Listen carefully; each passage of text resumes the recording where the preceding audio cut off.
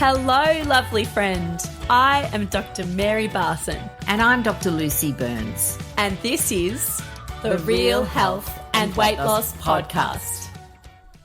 Good morning, gorgeous ones. How are you this morning on this beautiful Tuesday morning? This is the start of our Menopause series. I'm super excited to be bringing you really expert guests who are going to be delving into all the different aspects of menopause. And I thought we'd start the series off with one of the best experts I know. Her name is Dr. Ceri Cashell. She's a GP with a significant interest in menopause and runs a fabulous menopause clinic. Ceri, welcome to the podcast. Hi, Lucy. Thank you very much for having me. Oh, you are welcome. So what I want to know, and I've spoken about this a little bit, is that, I feel like I'm a bit late to the menopause party. I haven't, and then I go in and find out, actually, I'm not that late. But you're like a forerunner. And I'm really interested to hear how you found yourself into this space and how you help women navigate this period. Yeah, so I actually feel a wee bit of a cheat because most experts in this space have got this quite tragic personal journey, whereas I feel I kind of sneaked in before anything too awful happened. And for me, it started with a patient back in 2021 who came to speak to me about her menopausal symptoms, and she had already started estrogen and progesterone, and it wasn't really cutting the mustard for her, so she'd gone off to see somebody else and got started on testosterone. So she came back to me and said, I want you to take it on. It's changed my life. And I was like, I have no idea about testosterone. And she said, well, you need to do this course. You need to look at this doctor in the UK. And it took me a couple of months, but I did. And I did this course, which is the Dr. Louise Newson's Confidence in the Menopause course. And then I started to listen to her podcasts, and I was running up and down our local beach, which is Palm Beach. My head would explode every day that I listened to each of those stories or each of the interviews with other experts. And I realized that really I had essentially sleptwalked through the past 20 years of women's health medicine. And then really, and I could see a patient that matched those stories pretty much in every single case. And from that point on, I started to look at women with an entirely different lens, and women of all ages. So it was really like without sounding too evangelical, it was like an awakening, really in medicine for me. And I have never enjoyed my job so much, as I do now, since I've changed our practice. I love that. And I think it's amazing when you do find something that makes such a big difference to what you were doing. And, when I first found sort of low carb as one of our pillars, I had a business which I called Epiphany Medical Weight Loss, because a bit like you, I thought, I've had this epiphany, this awakening. But then I changed the name because two things happened. One, some people didn't know what an epiphany was. And so then I had to kind of explain it, which sort of lost its impact. Some people thought there was some religious connotations to my practicing. And then the third lot of people were calling it Epiphany. And so I thought, actually, I'm not going to call it that. So I like that. I like Epiphany medicine. I know. Well, actually, in the menopause space, it really is a bit about the epi and the fanny. But yes, let's move on. So I think a couple of things that I've noticed is that the symptoms that people have. If you ask anybody, if you ask about menopause symptoms, they'll talk about hot flushes and maybe night sweats. But there's a whole lot more going on. And I thought that you would be the perfect person to explain what are the symptoms that people may or may not, or may be having as part of their menopause transition. Yeah, so that's such a good question. And that, I think, really underpins the whole of women's health. And that's what I've loved most about my learning about menopause, is I understand everything a little bit better. So I always go back to estrogen, or really the important estrogen in menopause is estradiol. And I do think it's important to understand those subtle differences. So every single cell in our body has got estrogen receptors on it. And estradiol, when it clicks with those receptors, controls those cells and keeps them organized, keeps their energy up. So but once you understand that principle, you can see that any single symptom that a woman experiences could be down to changing hormones. And that applies in our menstrual cycle, that applies after we give birth or when we're breastfeeding, that applies when we're on certain forms of hormonal contraception, and then it really applies in perimenopause and menopause. So I would say almost any symptom a woman experiences could be down to perimenopause and menopause, but the absolute importance is that it isn't always the case. And that's very much what we as doctors are always trying to navigate is this a perimenopause or menopausal symptom, or is it something else? Because women in their standard age range for perimenopause and menopause are getting a bit older and do have an increased risk of other diseases. So I break down the symptoms into 3 groups. I think you probably can split them in different ways, but I like to think of them as symptoms that happen in the brain, because they're often the earliest symptoms.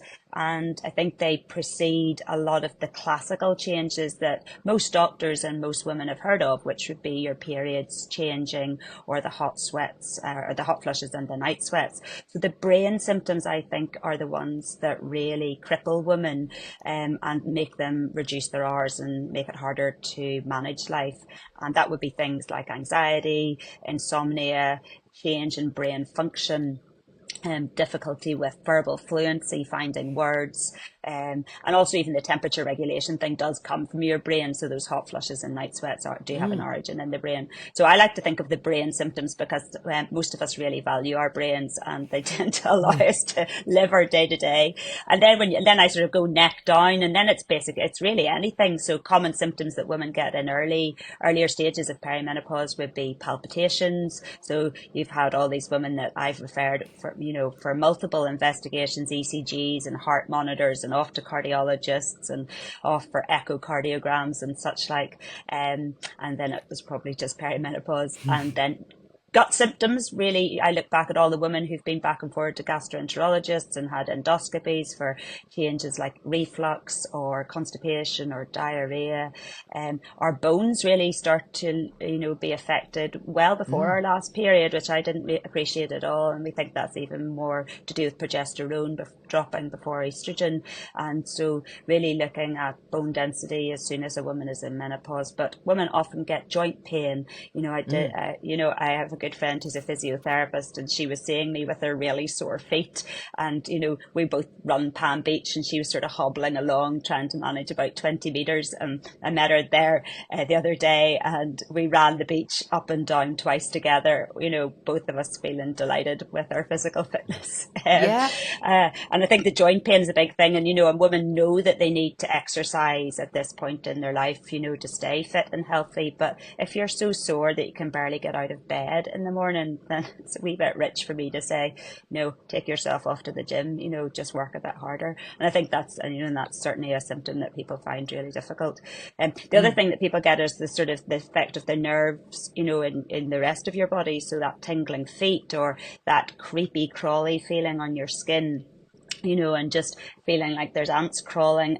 My only symptom, as I say, I was a complete cheat, was a itchy back, and the occasional itchy ears, which I think are hilarious symptoms, but equally quite annoying. I could probably scratch my back raw, and I do quite a lot of because I still do a lot of general practice as well as menopause. And my older ladies who have these raw backs, they've got a thing called nodular prurigo, which is just basically intractable itching and scratching, and they scratch themselves raw, and that continues, and that's loss of estrogen in your skin, and probably also testosterone and progesterone as well, keeping that lovely moisture in our skin, keeping the collagen and the elasticity there. So so that's the thing, it really can be any symptom. So it's always trying to juggle, not assuming it's menopause, but equally not over investigating somebody when it probably is, because as we know, common things are common, and all women, if they live long enough, will go through menopause.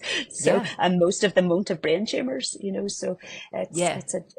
that's the juggling game of general practice. Yeah, I love that. So the idea being then that any symptom, and I do, yeah, recognize that as you're saying, the estrogen receptors are in all of our cells. So any symptom could be menopause.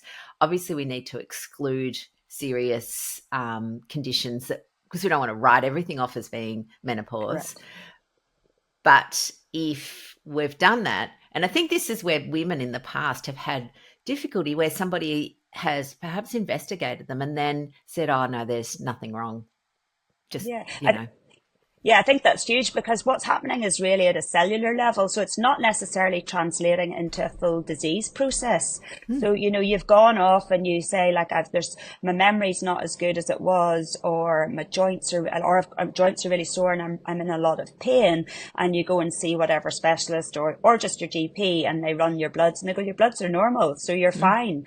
And I suppose that's one of the things that gets called medical gaslighting, and I think not having your symptoms validated or even just having a reason does compound that feeling that you might be just going a little bit mad. Yeah. And just to understand, whatever path you choose to take, just to understand the why. I think for women or for all humans, why do I feel like this is so empowering to go, that's why. Oh, well, Yeah. that's okay then. I don't need to worry that I'm going to, have rheumatoid arthritis like my mum, or I'm going to have dementia like my mum, or, whatever it is, just to know and understand, like, knowledge is so empowering.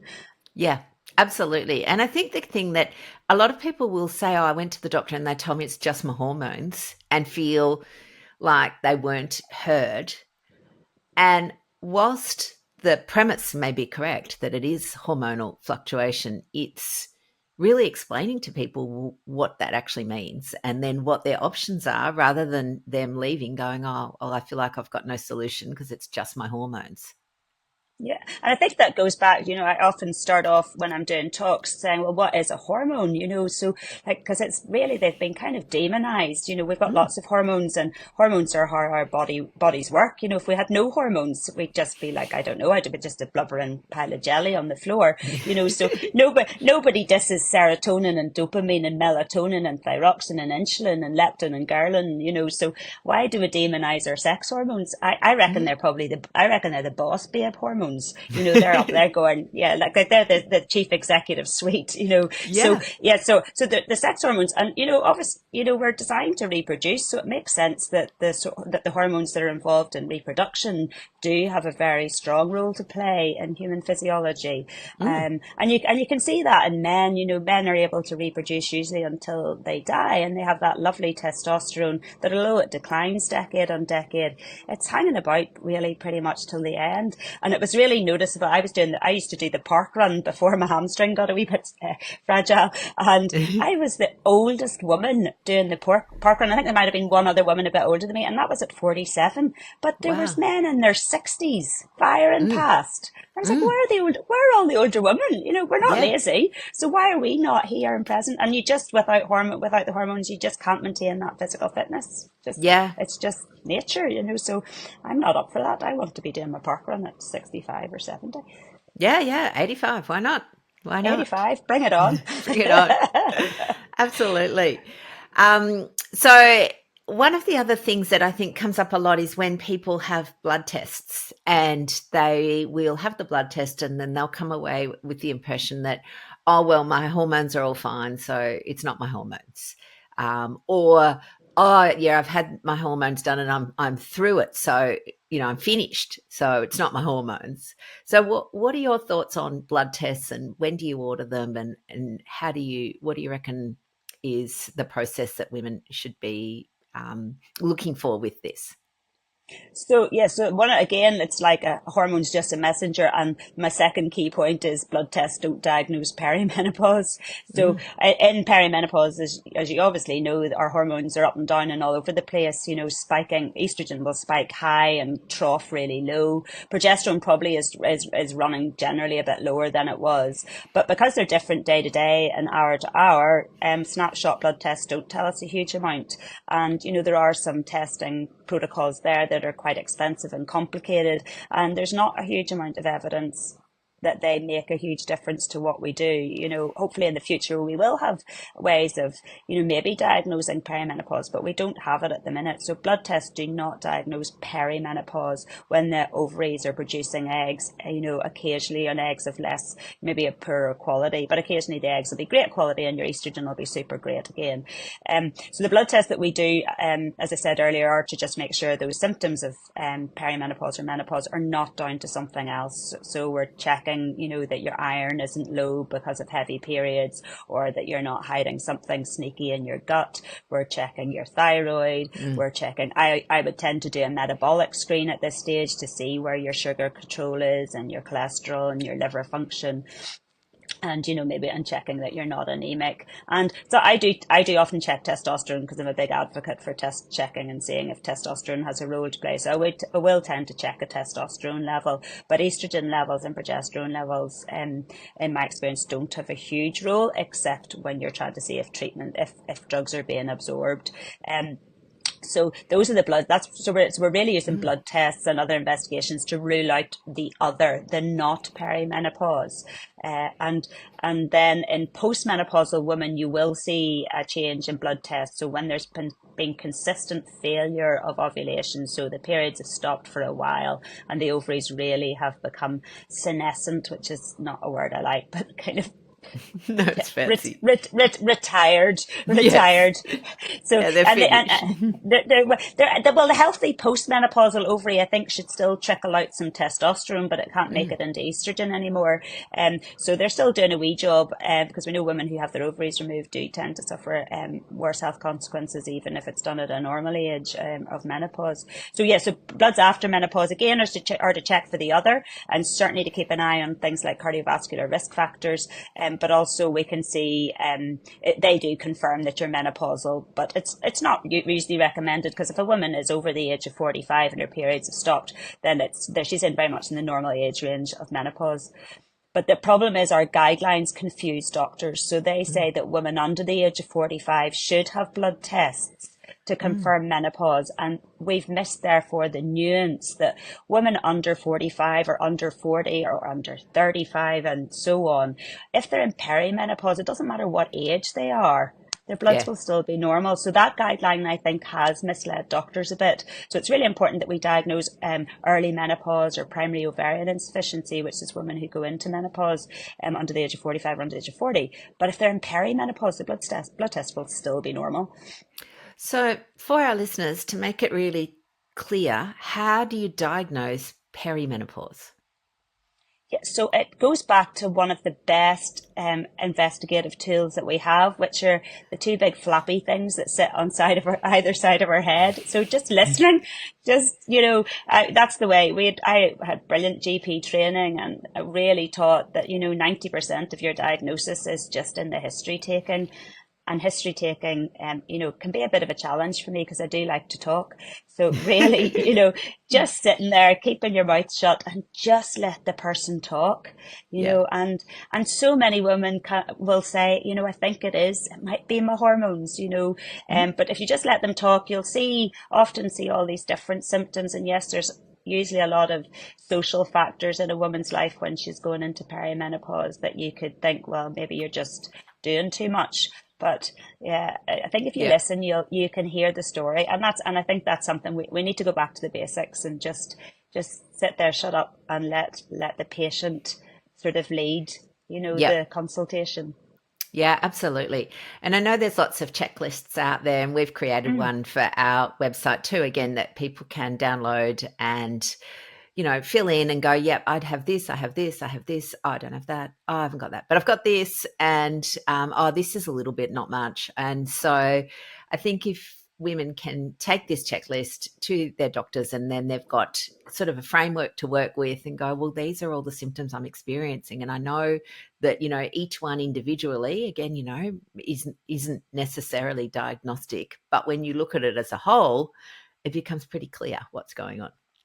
Absolutely. And I think it's very persuasive. I mean, I obviously, because I am so hormone focused, I give those I sit and do those checkers with women because Yeah. still a lot of women haven't considered their hormones. They think it is stress. But for the women who have thought maybe it is my hormones, coming in with one of those symptom checkers with the word menopause branded across the top, it's a Yeah. nice, it's a nice gentle nudge to the doctor to think, well, somebody else has made one of these checklists. Maybe there's something in it. Yeah. This woman clearly isn't making it up. So I think it can really help nudge a doctor that maybe isn't so perimenopause trained, which most of us aren't, because all of us had zero training in perimenopause and just, lip service training in menopause. And it was really just that your period stopped and you got some sweats and flushes.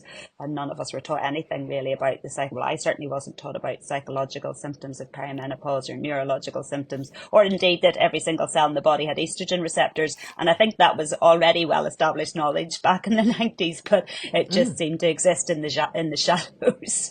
So yeah, so Absolutely. women. Yeah, I had no idea either. And it only came to me. I did a talk quite a few years ago now for Low Carb Down Under on menopause, and so I was doing my research, and I go, oh my god, there's estrogen receptors everywhere, and you go through every system, brain, musculoskeletal, cardiovascular, as you've said, gut. And and estrogen in particular is so protective. It's such a great hormone. Like I tell people, you're going to love estrogen by the end of this. Like who wouldn't want to have estrogen as their best friend? And then it just runs off, disappears. It's like, oh, Yeah. it's like, So I mean, so all, and I'm a huge advocate of lifestyle as well. I'm certainly, I think, throw everything at it, and I do worry for people who really focus on the lifestyle only, because we know there's better return. With weightlifting, if you've got a little bit of estrogen running in there, you'll get more muscle, return, and all the nutrition in the world. I'm not sure you can eat your way back to estrogen, because if you could, we wouldn't need ovaries in the first place. So we do need a wee bit of everything there. And I've gone on a wee bit of a deep dive into, the whole why have we demonized estrogen so much? And I do think that women were getting a wee bit out of control back in the 90s, and somebody decided that we needed to be put back in our box. And suddenly we had a big trial that came out and said estrogen was the devil's work, and women were scared off for the next 22 years. So it's been hard to work to run that back. Yeah, absolutely. Women and doctors, obviously. So doctors are Yeah. the gatekeepers of Yeah. HRT, and we were all told that we've done a huge disservice to women by giving them HRT, and that we're responsible for killing them with cardiovascular complications. And so everyone went, oh, well, that's not what I signed up for. So stopped. Yeah, no, my mum was a GP, so she's 25 years older than me, so she remembers that coming out, when she would have been a menopausal woman herself at that point, and saying how awful they felt that they'd been prescribing this awful drug, so misled. And doctors we're just humans as well, and we do tend to hold on to bad news like anybody else, and it's very hard to undo those negative sort of stories where, like, our brain, we're scared of hurting people. Oh, of course. But I think also that, there's been some evolution in the way we can prescribe estrogen in particular, and progesterone actually, which have made it, therefore, the people that were affected by oral estrogens and synthetic estrogens can now take it in a different format. So that's super helpful. Yeah, so I think, so our new type of hormone therapy, whether you call it menopause hormone therapy or hormone replacement therapy or just hormone therapy or just sweet potato juice, I call it, because it's made from yams, and it's the closest thing to plant-based medicine that we have. So I tend to prescribe, I keep my toolbox really simple because it works for the majority of women, and that would be estradiol, which is the good estrogen, the anti-inflammatory, battery sparing estrogen, as a patch or a gel, mostly a gel because you can't get patches for love or money. So that goes in through the skin. And when something goes through the skin, it bypasses the liver. And without going over technical, it means that women who might have an increased risk of blood clot, whether they've had a history of one or a family history or a clotting tendency, they can still have estrogen. Yep. And it is really safe, and it is safe in women with a history of heart disease.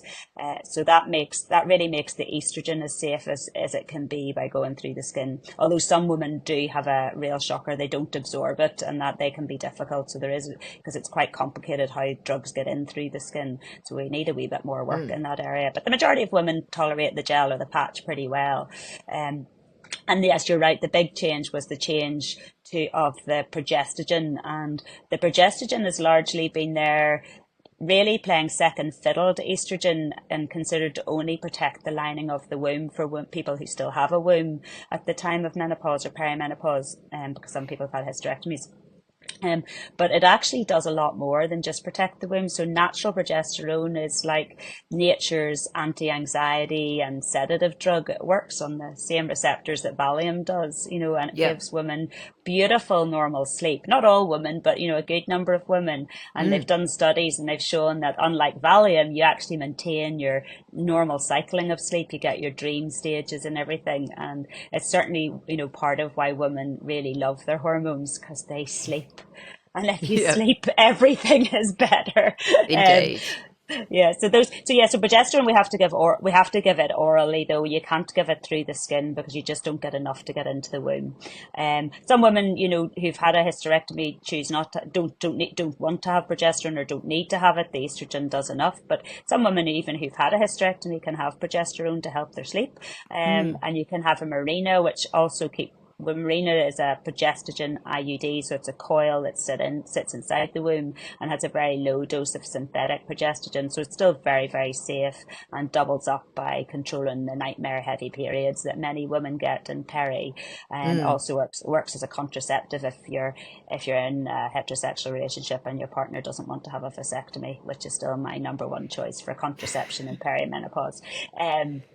It's got no risk to women, but you can have a Mirena, and you can have oral progesterone on top, if you want, for your mood and your anxiety. So those are the sort of things that are a wee bit out of guideline, but can make women feel quite nice. And then so those are the main two hormones. But testosterone. It's interesting. Just back to the progesterone, because I'm a little bit nervous of progesterone in some ways because of its effect on increasing insulin resistance. And we see this in, just in your standard cycle, like when people are not taking hormones, just their normal natural menstrual cycle, they have a temporary increase in insulin resistance in that premenstrual phase. And so I've always been a little bit wary of prescribing progesterone if they don't need it, like if they've, as in they don't need it for estrogen for womb or uterus protection. But I guess it's then balanced, isn't it? Because if you're not sleeping, we know that poor sleep increases insulin resistance as well. So therefore, if we can improve sleep, then we will improve insulin resistance. And so, like everything, I think there's always nuance, isn't there? Yeah, I think I sort of feel, and I wasn't aware of the insulin, the increasing insulin resistance thing, but I wonder if when you're giving it more in that sort of top up level, if it actually, I think there's so much in that premenstrual phase that's more about rapidly changing levels rather than the absolute levels. Like I wonder almost giving progesterone, if we actually steadied out that second half, would you see an improvement in insulin sensitivity? I think that's what's really interesting. So, women obviously have bad PMT. They tend to get, they get cravings and they overeat, and all sorts of weird things happen, which are clearly hormone mediated. But if you give them progesterone and estrogen, all of that goes away. And I just, I think there's some wonderful research that could be done there that might be quite exciting. Yeah, absolutely. And again, it's that the hallmark has always been for me, noticing people with type 1 diabetes, their glucose control is often more brittle or up and down in that premenstrual phase. And yeah, I agree. There's definitely room for some research there by someone way cleverer than me. Yeah, because that probably fits into all the women who get premenstrual epilepsy and all of those. Yeah, there's a lot of stuff, and there's hardly any data, and I'm thinking this is huge. Like, these are women that Yeah. live a quarter of their life at increased risk of, diabetes complications or serious epileptic fits. Come on. Yeah, absolutely. And I know we're going to be talking further about this in the future on mood disorder, but also all the things that happen in that premenstrual period, migraines, everything. Like, it's your hormones, baby. It's your hormones. Every time. Yeah, absolutely. And then you touched a little bit on testosterone, and I know that's controversial at the moment for many reasons, but I thought we would spend some time talking about it and what, how you use it and when it's appropriate and when it's maybe not appropriate. What are your thoughts? Yeah, so testosterone was, as I say, that was the new one to me, although I was quite excited to find a letter that I'd sent back 11 years ago to the menopause clinic asking if they would consider it for somebody with low libido. So there's been a lot of research, really driven by people in Australia, and we are the only country in the world that has a licensed testosterone product for women. So that's pretty cool.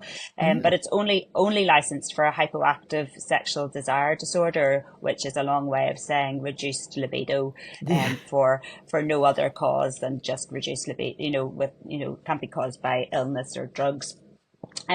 So after listening to Louise Newson and quite a few other thought leaders and who are doctors in the menopause space, started to think a little bit outside the box like they do, and I've started to prescribe it for reasons other than reduced libido. And I find it can be an absolute game changer for women who have persistent cognitive symptoms, so that reduced memory or brain fog or verbal fluency. Also, it does seem to help mood and can really stabilize mood, and also has an effect on pain and so certainly joint pain. And there is some good data showing that it improves bone density. There's evidence that it stabilizes the lining of the womb. So I wonder how many of those women with heavy periods actually have low testosterone. There's evidence that it stabilizes breast tissue. There's evidence that it's anti-inflammatory in the liquid in our joints, in the joint matrix. So, and it does have good evidence for sexual desire and dysfunction. But I would say the effects on libido are probably the most underwhelming. And what's overwhelming is women just going, yes, I feel back to myself.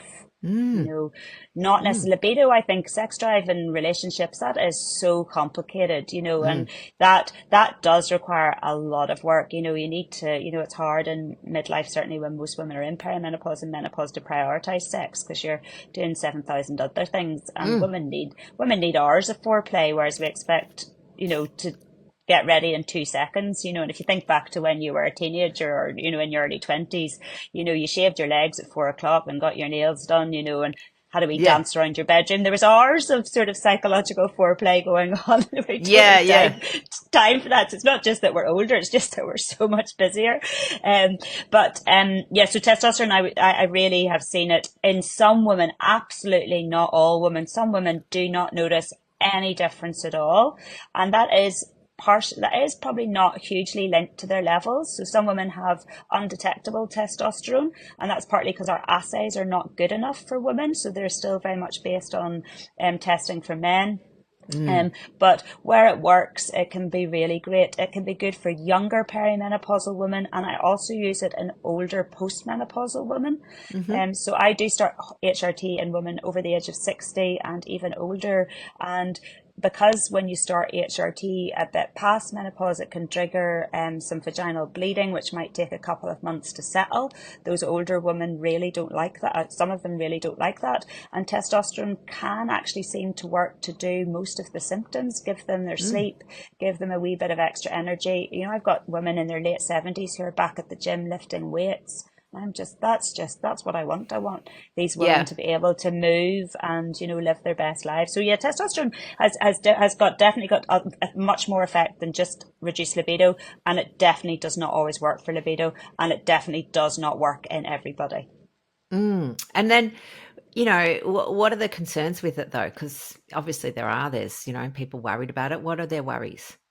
So the worries would be that if you're replacing too much testosterone, you might cause, so if you're moving out of a woman's natural range, although we don't have a huge amount of data on what the natural range is, so I try and keep it reasonably close to the levels that I would see, which is sort of around, it's a range of 2 to 3%. So the concern would be that your voice might change, and it will change. I think once you hit levels of about 6, and we see that in gender affirming care, your clitoris can become enlarged, and that is irreversible, and that will happen, I think, at levels of like between 6 and 10. You can start to get increased hair, but this is all in levels that are above a woman's normal range. So, and most of us who are giving testosterone to women, if we're doing it responsibly, we're watching the levels every 3 months and checking that it stays in the female range, and it shouldn't cause anything like that. The side effects can be, you get a bit of oily skin, you can get some spots. Some women do see a little bit of hair loss, but it's usually temporary. And so in general, I would say it either works or it doesn't, and it rarely causes side effects. Actually, has a lot less side effects than estrogen and progesterone, which tend to cause a lot of water retention. It works really slowly, so it tends to build up in the system over about 6 months, and you either notice something or you notice nothing at all. That would be my experience. Absolutely. I love that. So honestly, so people making sure, and again, women, if you've been prescribed it, make sure you get your levels checked. Yes. And don't overuse it. Yeah. Like everything, more is not always better. Correct. Definitely not. So I love that. And I love the idea that, again, I know we had a chat about this. It's not lifestyle only, and it's not hormones only. It's the combination for many women is where the synergy happens. So yes, you can do lifestyle, and yes, you can have hormones, but when you add them together, they multiply the benefits. And the tricky thing, I think, is for women who have had breast cancer, and I wonder what your thoughts are for them, because I feel like we're all now going on about, oh my God, hormones are going to fix you and make your life amazing. Oh, you can't have them. Sorry about that. Yeah, no, I think that's so important, and I do think this is an area that we just really need a huge amount more research. So what's this, and again, was another sort of surprise to me, or shock to me really, is when you look at the data in hormones in women who have a history of breast cancer, the research is extremely mixed, and and overall actually favors it being safe. So there's 25 studies looking at hormone therapy in women with a history of breast cancer, and only one of the 25 studies showed an increase in recurrence. And in that one study, when they recruited the women to come into the study, they didn't do a baseline mammogram, and the recurrences all appeared within 18 months. And breast cancer doesn't develop that quickly. So, I mean, breast cancer takes years to develop. So it's likely they had a little small recurrence sitting there and it grew. And even in that one study, when they followed them up for the next 10 years, there was no increased risk of dying from breast cancer. So so I think this is an area that we really need to get our breast cancer doctors or oncology doctors to start looking a bit more holistically at women, and I think it's a very individualized discussion. I see women who have had a history of breast cancer who really feel their life isn't worth living because of the level of joint pain or the anxiety or the insomnia, and they've already tried 7 drugs to treat their 40 symptoms, and they just say, well, I want to know if hormone therapy would make me feel better, and then I can decide if I want to go with it, knowing that we don't know everything that we need to know, but I want to make that decision based on how I feel. So, and I really very much believe that that's the woman's decision to make. If she wants to live the next 5 years as well as she can, but know there's a small increased risk of breast cancer, maybe, then that's her decision. But I don't think it's my job to say no. I think, women are most women are very able to make these decisions themselves. And I don't think it's my job to forbid them something that we know is going to reduce the risk of heart disease, dementia, osteoporosis, bowel cancer. But I know we don't know what it says about breast cancer, but we have a reasonable bit of data there that suggests that it's safe. And I think anybody that's listening to this that, has their interest piqued should read Avram Blooming's book, Estrogen Matters, which is just phenomenal. He's a breast oncologist who has really done a complete about face about, how estrogen doesn't maybe cause breast cancer. So I think there's definitely, so much that we need. And it's to say, in the male space, we thought testosterone caused prostate cancer. And they're currently doing a trial using testosterone to treat prostate cancer. So I'm hoping that, in 5 years, we'll have more trials using estrogen to treat breast cancer. We do have one running at the minute, but I would love to see more of that. Yeah. Oh, absolutely. And in fact, there was that trial that just paper recently published that showed that women who are using just estrogen, so again, they've had a hysterectomy, so they don't need the progesterone protection, just estrogen have a reduced risk of breast cancer. And I love that. I'm thinking, right, so, there's what that signals to me is that there's clearly more to this picture than we know. Yeah, absolutely. I mean, I don't see how something can reduce the risk of breast cancer but simultaneously cause it. I think there is definitely nuance in there, and there's, we know there are things that do increase a woman's risk of breast cancer, and it's really important. And this often becomes a wee bit of a battle between hormone therapy and breast cancer, and it shouldn't be. It's about the health of all women and all of women's health. So breast cancer is really important, and it's really important that women do self-examine and do get screened, but it's equally important that those women get informed, consent about treatment and options for menopause. And I don't think that's happening at the minute. No, absolutely. And I think that, in the space that I work in, we know that metabolic syndrome, which is often, the symptoms that people present with metabolic syndrome are obesity. And we know that increases breast cancer by miles more than estrogen replacement seems to. So it's like we're missing the big picture.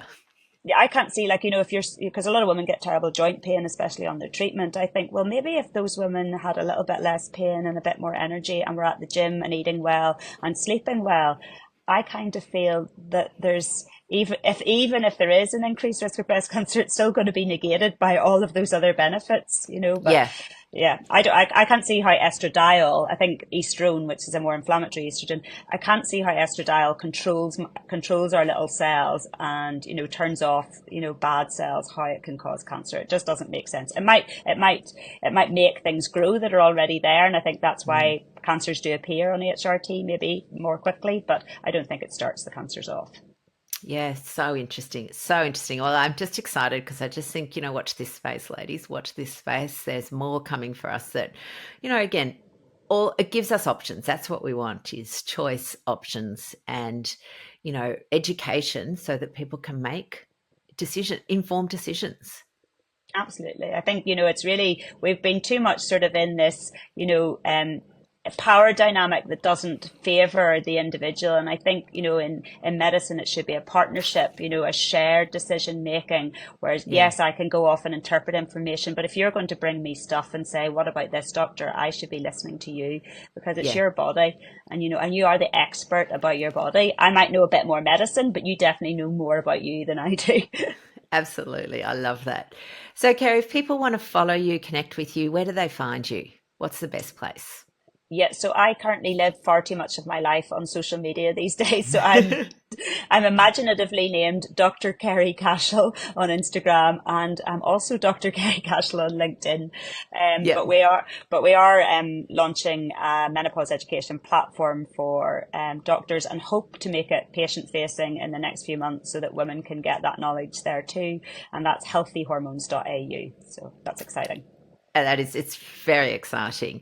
And listeners, Ceri is, as you can hear from her accent, Irish. So she has an Irish way of spelling Ceri, which is Ceri.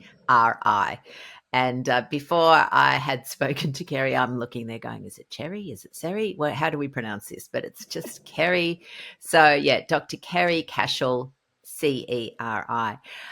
Lovelies, we will have all of the links in the show notes, including our menopause checklist if you want to go and check it out, or you can just go to our website, rlmedicine.com/checklist, and that will give you all the things that you need to know, because we want you to feel empowered and be able to have open and frank conversations with your doctor about your symptoms, and then the two of you can decide the best treatment going forward. Ceri, this has been delightful. I've been so inspired by your knowledge and hope that our listeners have found great value in what you've offered today. And I'm looking forward to our other talk coming up in the Menopause series on PMDD, which is premenstrual dysphoria disorder, I think is the way we pronounce it. And we've got lots more goodness coming your way. Thank you very much. All right, lovelies, have a beautiful week, and I will talk to you all next week. Bye for now. The information shared on the Real Health and Weight Loss podcast, including show notes and links, provides general information only. It is not a substitute, nor is it intended to provide individualised medical advice, diagnosis, or treatment, nor can it be construed as such. Please consult your doctor for any medical concerns.